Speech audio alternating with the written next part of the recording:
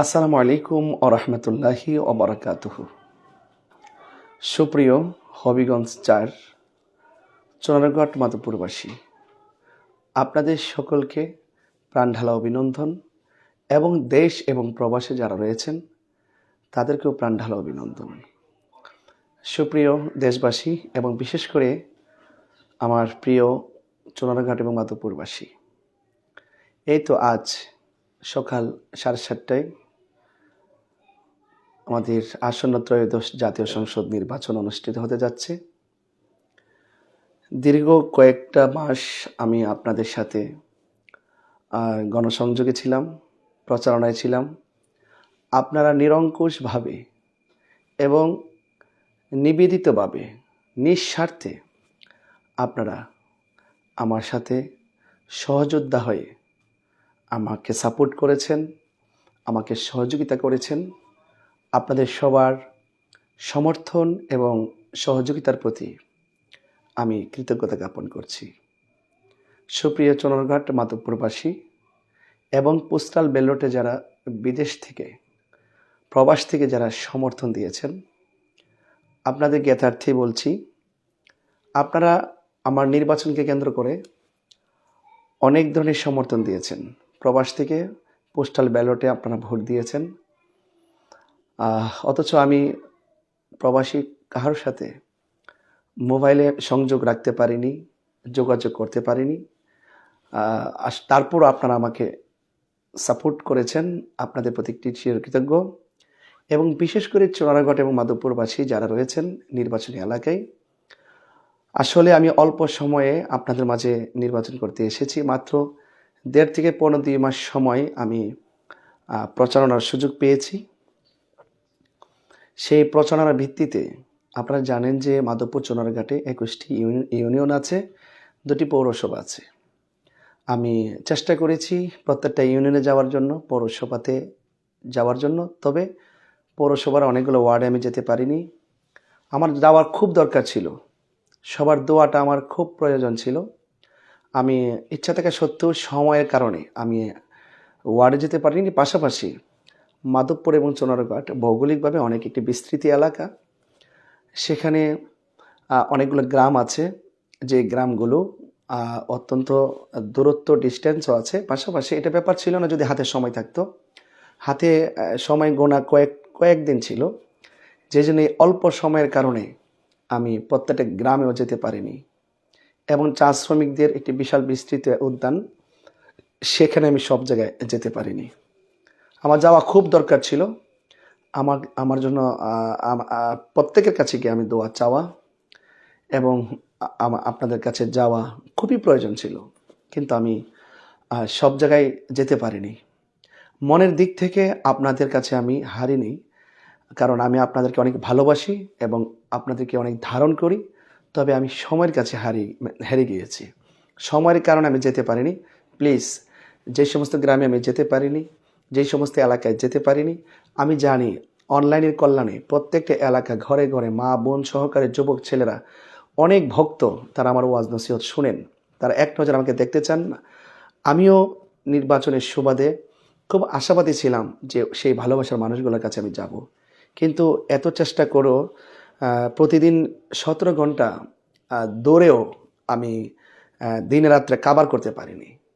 সেই জন্য আপনাদের প্রতি আমি দুঃখ প্রকাশ করছি এবং আপনাদের যদি আমি না যাওয়াতে কেউ কষ্ট পেয়ে থাকেন, অবশ্যই আমাকে ক্ষমা সুন্দর দৃষ্টিতে দেখবেন।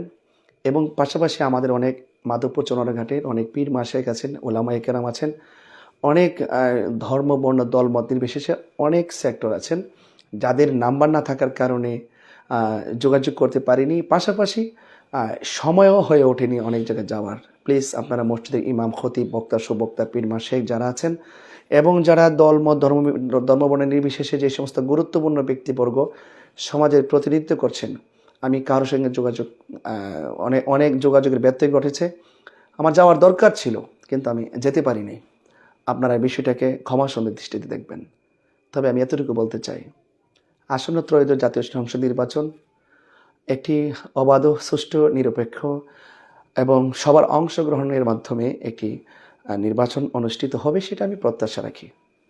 তবে আমি চাই আমাদের রাষ্ট্রতন্ত্র এবং প্রশাসন যারা আছেন অবশ্যই যেন কোনো ধরনের আহ, নির্বাচনের যে জনগণের মধ্যে যে একটি চোরারঘাট, বিশেষ করে চোরারঘাট মাধবপুরে যে আকাঙ্ক্ষাটা তৈরি হয়েছে, সেই আকাঙ্ক্ষার রুট ম্যাপটি যেন কোনো ধরনের অবহেলায় কোনো না কোনো কারোর মাধ্যমে যেন ব্যাহত না হয়, সেই জন্য প্রশাসনের প্রত্যেকটা সেক্টর, ম্যাজিস্ট্রেসি থেকে শুরু করে, নির্বাচন কমিশন থেকে শুরু করে, বিভাগীয় পর্যায় থেকে শুরু করে, জেলা উপজেলা পর্যায়ে শুরু করে, যারা দায়িত্বে আছেন, আপনারা লেভেল প্লেয়িং ফিল্ডটা ঠিক রাখার জন্য আপনারা সর্বোচ্চ চেষ্টা করবেন, এটা আমি আশা করি। পাশাপাশি সাংবাদিক ভাইরা যারা আছেন, আপনারা নিঃসন্দেহে আমাদের বিবেকের দলিল। আমি চাই যে আপনারা আপনাদের পেশাগত আদর্শের জায়গাটা আপনারা ধরে রাখবেন। আপনাদেরকে বলছি, আপনারা যা বাস্তব আপনারা তা তুলে ধরবেন। আমি জোর জবরদস্তি কোনো দখল করা, এটা আমি আমার আদর্শের জায়গায়, যেহেতু আমি একটা মূল্যবোধে বিশ্বাস করি, এটা আমার আদর্শের জায়গায় সেটা কিন্তু নেই। তো সেই জন্য আমি সাংবাদিক ভাইদের প্রতি আমি দৃষ্টি আকর্ষণ করব, আপনারা নীতি আপনাদের যে নীতি আছে, পেশাগত যে নীতিটা আছে, সেই পেশাগত নীতিটাকে আপনারা কোনোভাবেই বিসর্জন কিংবা বিক্রি করে দিবেন না। আপনারা অনেক সম্মানী, আপনারা যা হবে আপনারা তাই নির্বাচন আপনারা করবেন। চোরারঘাট মাধবপুরের মানুষ আসলেই শান্তিপ্রিয়। এখন তারা চায় তারা পছন্দের প্রার্থীকে ভোট দেওয়ার জন্য। তা আমি চাই আপনারা যদি কোনো কেন্দ্রে অনিয়ম হয় এবং কোনো ধরনের হট্টগোল হয় বা সম্ভাবনা থাকে, আপনারা যার মাধ্যমে সেগুলো হবে সেটা আপনারা সাহসের সাথে তুলে ধরবেন। কারণ আপনাদের কিন্তু এক নির্বাচনই আপনাদের শেষ না, আপনারা পর্যায়ক্রমে অনেকগুলো নির্বাচন আপনারা কিন্তু হায়াতে বেঁচে থাকলে অতিক্রম করবেন। সেই জন্য আপনাদের কাছে জেলা, উপজেলা, ইউনিয়ন, ওয়ার্ড থেকে শুরু করে জাতীয় নির্বাচন পর্যন্ত সবাই কিন্তু আপনাদের কাছে সবসময় ভালোটা আশা করে। তা বিষয়টা কিন্তু এরকম না যে একটা নির্বাচনই আপনাদের পেশাগত দায়িত্ব শেষ। এই নির্বাচনে মানে ব্যতিরেকেও কিন্তু দৈনন্দিন যত ঘটনাগুলো আছে, সেই ঘটনাগুলোও কিন্তু আপনাদের উপর সেই ঘটনাগুলোর বাস্তব যে আদর্শ, বাস্তব যে কথাগুলো, বাস্তব যে ঘটনাগুলো, এগুলো কিন্তু তুলে ধরা কিন্তু আপনাদেরই দায়িত্ব। তো সুতরাং আপনারা শুধু এক নির্বাচনের জন্য নয়, আপনারা সবসময় যে কোনো প্রেক্ষাপট আপনারা তুলে ধরবেন। সেই জন্য এই আসন্ন ত্রয়োদশ জাতীয় সংসদ নির্বাচন, হবিগঞ্জ আর সোনারঘাট মাধবপুর যে আসন, সেই নির্বাচনের যে একটি উজ্জ্বল সম্ভাবনা এবং মানুষের মাঝে যে স্বতঃস্ফূর্ত আকর্ষণ তৈরি হয়েছে, সে আকর্ষণটা যেন কোনো না কাহারও মাধ্যমে, কোনো দখলদারিত্ব, পেশিদারিত্ব, কোনো কালো টাকা, কোনো ধরনের সাংবাদিকদের অবহেলা কিংবা প্রশাসনের কোনো ধরনের অবহেলার কারণে যেন রোডম্যাপটি ব্যাহত না হয়। নির্বাচনের রোডম্যাপটি যেন অবশ্যই যেন জনগণের কল্যাণের জন্য এবং জনগণের যে আকাঙ্ক্ষা আছে, সে আকাঙ্ক্ষাটা যেন জনগণ তার ভোটাধিকার প্রয়োগের মাধ্যমে যেন তাদের স্বপ্নটা পূরণ করতে পারে, এটা আমি আশা করছি। তবে এতটুকু, এই যে সকালে নির্বাচন 7:30টায়, আমার যারা এজেন্ট রয়েছেন আপনাদেরকে বলছি, আপনারা খুব সকাল 6:30টার দিকে আপনারা কেন্দ্রে চলে যাবেন। আপনাদের যে ফর্ম আছে, এজেন্টের ফর্মগুলো আমাদের সম্মানিত প্রিজাইডিং অফিসারের মাধ্যমে যেগুলো পূরণ করে সেগুলো পূরণ করে নেবেন, এবং প্রিজাইডিং অফিসাররা যেন অবশ্যই যেন সহযোগিতা করেন, সেই জন্য আমি প্রিজাইডিং অফিসারের কাছে আমি সেটা কামনা করছি।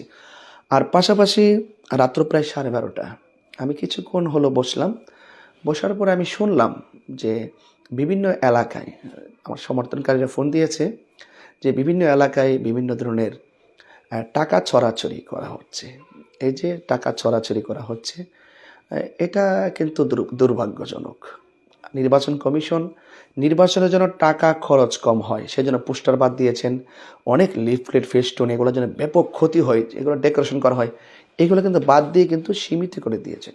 কিন্তু দেখা যাচ্ছে যে অনেকেই বিভিন্ন এলাকায় গিয়ে টাকা ছড়াছড়ি করছেন। তো আমি এতটুকু বলতে চাই, একজন এলাকাবাসী যারা টাকা পয়সা গ্রহণ করছেন বা নিচ্ছেন, তাদেরকে বলবো ভোট একটি ইমানি আমানত, সেই আমানতটা আপনারা টাকার কাছে বিক্রি করে দিবেন না, ঠিক আছে? সেই জন্য আমি আশা করি যদি কেউ কারো বাড়িতে টাকা নিয়ে যায়, জোর করে টাকা দিয়ে হয়তোবা চোখ লজ্জায় হয়তোবা টাকাটা নিতে পারে, তবে আমার মন বলছে যারা টাকা গ্রহণ করবে তারা হয়তো তাদের পক্ষ থেকে জোর করে দেওয়ার কারণে গ্রহণ করবে। তবে আমি আশা করছি সকালবেলা তাদের মহামূল্যবান ভোট মোমবাতি প্রতীকে ইনশাল্লাহ দিবেন। কারণ যারা আদর্শ, যারা সত্যিকারের নীতিগতভাবে যারা আদর্শবান, তারা কখনো তাদের পবিত্র ইমানে ভোট টাকার কাছে বিক্রি করবে না। ঠিক আছে? তো সেই জন্য আমি অনুরোধ করব, এবং এও শুনেছি বাঘাসুরা থেকে শুরু করে কয়েকটা জায়গায় আমি শুনেছি এলাকার কিছু স্থানীয় ব্যক্তিবর্গ হামকি দমকি এটা তো 1 মাস ধরে দিয়ে আসতেছেন, মামলা করবে, হামকি দমকি করবে, কেন্দ্র দখল করবে। তো এরকম অনেক কিছু দিয়ে এসেছেন। তো এই কিছুক্ষণ আগেও আমার কাছে অনেকগুলো তথ্য এসেছে যে এখানে তারা বিভিন্ন ধরনের মারমুখী একটা ভাব নিয়ে আছে। হ্যাঁ, তো সেই জন্য আমি আশা করব যে, যদিও তাদের বিষয়টা আমি জানার পর আমি প্রশাসনকে জানিয়েছি, ম্যাজিস্ট্রেটকে জানিয়েছি, তিনারা বলেছেন যে ওরা যত কাহিনী করুক না কেন, এবার নির্বাচন হবে সম্পূর্ণ লেভেল প্লেইং ফিল্ড ঠিক রেখে, এবং সকল প্রশাসন আমাদের নির্বাচনের যে প্রত্যাশা আছে সেই প্রত্যাশা ব্যালট যুদ্ধের মাধ্যমে মানুষের কাঙ্ক্ষিত স্বপ্ন পূরণ করতে পারবে। সেটা হবে নির্বিঘ্নে, ভয়ভীতি ছাড়া, কেন্দ্র দখল ছাড়া, জোর জবরদস্তি ছাড়া। তবে আশা করব প্রশাসন আমাদেরকে যে আশ্বাস দিয়েছেন সেই আশ্বাসটা যেন বিশ্বাসে পরিণত হয়।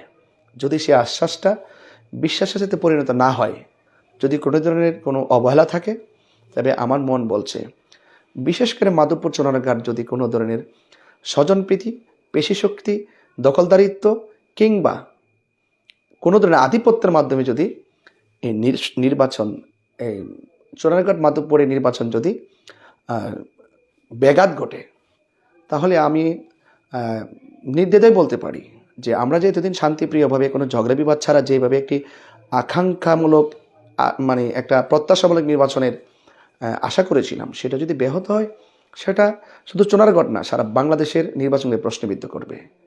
কারণ মানুষের প্রত্যাশার সাথে যদি কোনো গাদ্দারি করা হয়, কোনো প্রতারণা করা হয়, সেটা আমি যেমন মেনে নিব না, সারা বাংলাদেশের কোটি কোটি মানুষ সেটা মেনে নেবে না ইনশাআল্লাহ। তবে আমি প্রশাসনের কাছে অনুরোধ থাকবে, আপনারা লেভেল প্লেইং ফিল্ড ঠিক রাখুন, প্রশাসনকে জোরদার করুন। আর প্রশাসনের মধ্যে কিছু লোক আছে যারা কেন্দ্রের মধ্যে বিভিন্ন রাজনৈতিক দলের সাথে কিছুটা সখ্যতা তৈরি করে কথা বলে।